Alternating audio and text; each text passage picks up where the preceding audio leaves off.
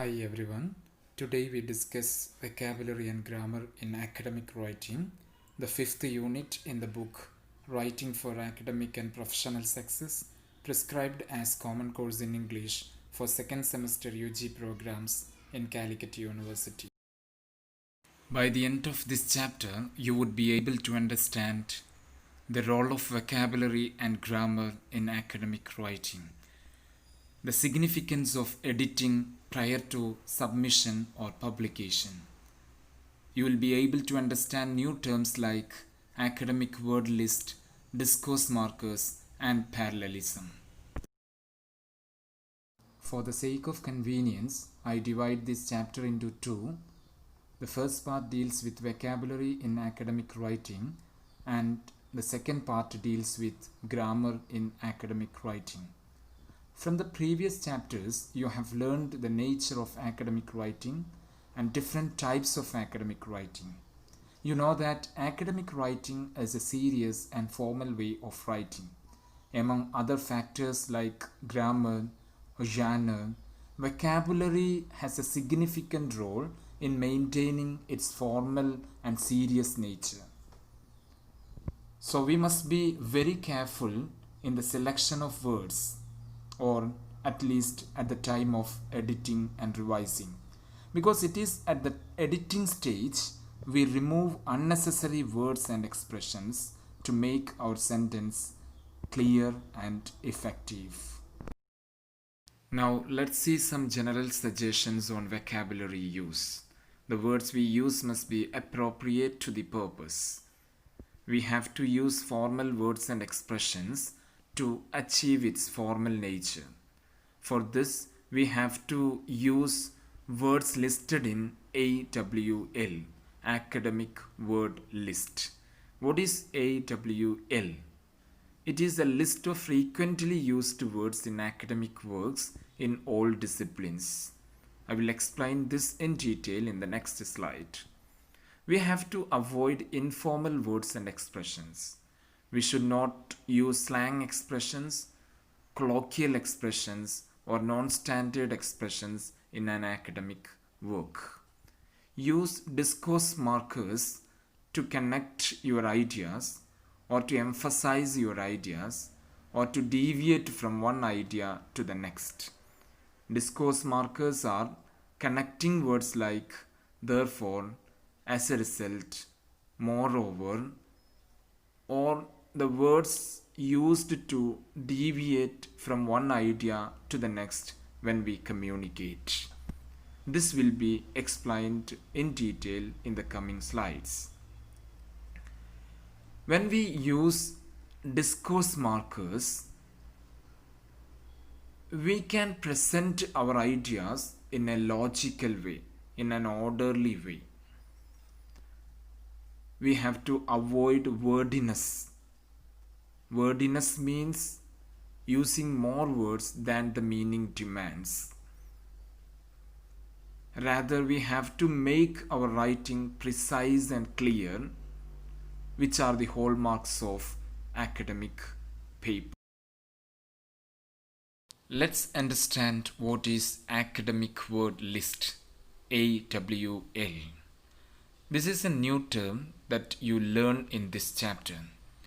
As I explained in the previous slide, academic word list is a list of words frequently used in academic works in English language. But it does not include technical terms pertaining to disciplines. It means AWL lists words that are commonly used in all disciplines. Many standard dictionaries like Oxford Advanced Learners Dictionary and Cambridge Learners Dictionary have brought their own academic word lists. Averil from Victoria University of Wellington, New Zealand, was among the earliest compilers of academic word list. Remember this name, Averil Coxhead, and her contribution to AWL. She has 570 head words in her list. Now let's see some sample words from Averil Coxett's academic word list. Analysis, approach, authority, assume, concept, context, contract, derived, formula, identified, indicate, interpretation, required, significant, specific. These are some sample words only. More words are available in your textbook. Read those words and understand the nature of words used in this academic word list. This part deals with words and phrases to be avoided and used in academic writing. Some words are to be avoided. For example, contracted forms. We should not use short forms like can't, isn't, won't in an academic work. Instead, we have to use full words like cannot, will not, is not. Informal verbs are to be avoided.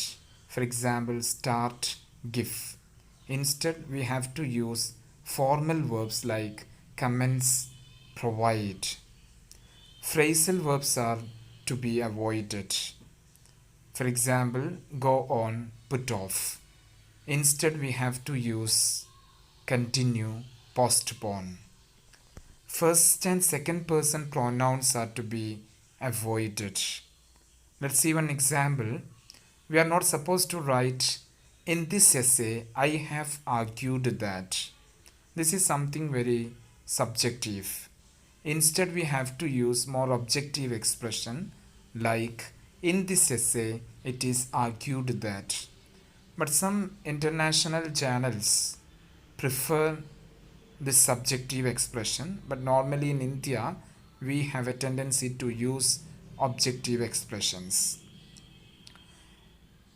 Renowned expressions are to be avoided. Let's see one example. Learning academic writing will enable you to write essays, reports, case studies, etc. This etc. is to be avoided. We have to link the last word using a conjunction. See this example. Learning academic writing will enable you to write essays, reports, and case studies. Avoid common abbreviations like prof, asap, ok. Instead, use full forms professor, as soon as possible, ok, etc. Avoid highly subjective expressions like beautiful, ugly, good. Instead, use alternative words like vividly, mundane, reasonable. We have to avoid redundant expressions. Redundant expression means unnecessary repetition. For example, we should not write absolutely essential. Essential is enough. Or actual facts. Facts are always actual things. So no need to say actual facts. No need to say final outcome. So remove that unnecessary part and use essential, facts, outcome, assemble, etc. Gendered expressions are to be avoided. For example, chairman, mankind, watchman. Instead, use gender inclusive terms like chairperson, humankind, security guard. Avoid slang expressions like dude, lad, rubbish. Instead, use some standard words like friend, boy, contemptible, etc. Avoid ethnic slurs, racist expressions like nigger, Paki, Madrasi. Instead, use acceptable expressions like African, Pakistani, South Indian, etc. Now, let's understand the term discourse markers, another new term in this chapter. Before that, let's understand the term discourse. What is a discourse? It means a unit of language larger than a sentence. A discourse may be as short as a conversation having 2 or 3 utterances, or as long as a novel. Let's move to discourse markers. These are words and expressions we use when we communicate to connect our ideas to another idea, or to emphasize our idea, or to clarify our ideas, or sometimes to deviate from one idea to the next. Let's see some examples of such words.